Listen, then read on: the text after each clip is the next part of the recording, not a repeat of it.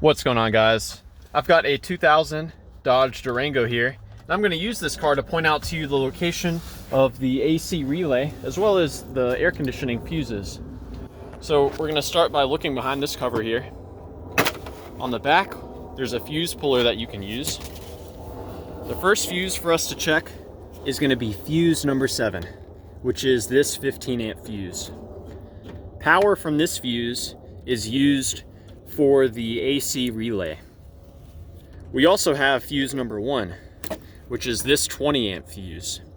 Power from this fuse is used to actually engage the AC compressor. Now, while we're here, check to see if your horn works.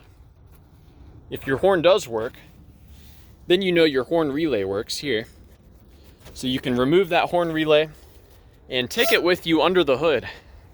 You can use it to help figure out if your AC relay is working.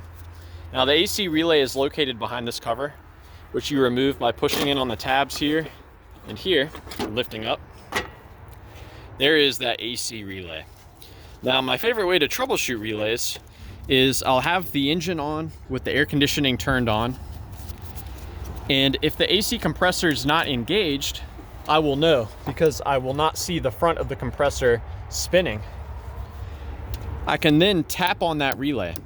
Sometimes relays can get stuck, and by tapping the relay or wiggling the relay, you can unstick it. If after I tap on that relay, I can hear and see the AC compressor engage, then I know that the relay is probably failing. I can also remove that AC relay and swap in our other relay, which we know works, and that's another troubleshooting step as well. If I swap in the horn relay and the AC starts working, then I know that the original relay is probably no good. Now, taking a closer look at the wiring, both this pin and this pin should be receiving power.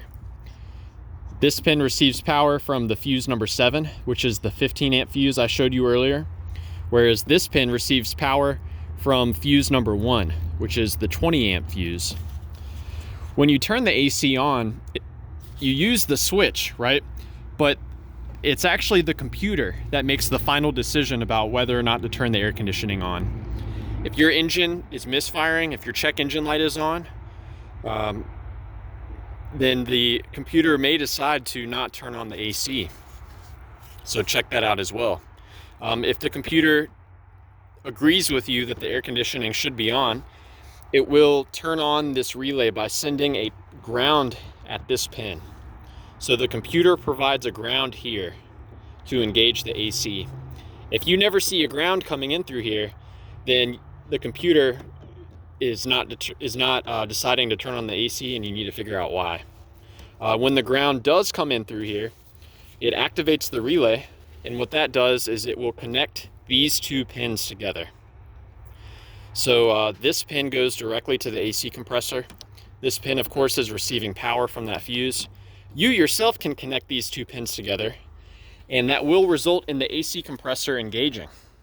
Be careful when doing this, though. It's just a temporary, like a quick troubleshooting step. You don't want to leave these connected for long, because you can cause damage to the system. But if you just momentarily touch these two together, and you can both hear and see your AC compressor engage, then you know that your AC compressor clutch is working. There are a few other reasons why the computer may decide to not turn on the AC. There are some sensors. So here's one here. This is the high side sensor. There's another sensor somewhere for the low side of the AC circuit. And if those sensors are reading that there's too much pressure or not enough pressure in the AC system, then it will not turn on the AC compressor. These are some ports here that you can use for measuring the pressure. If you have the AC gauges, this is the high side here that I'm unscrewing. There's your low side port. This is the port that you will use when you add Freon. Sometimes Freon can leak out, and then if enough leaks out, your AC won't work. Let's see. That's the low side sensor right here, just so you know. And one other thing you can do, if you disconnect this connector here, One of these pins receives a constant ground. The other pin receives power from that AC relay when it's engaged.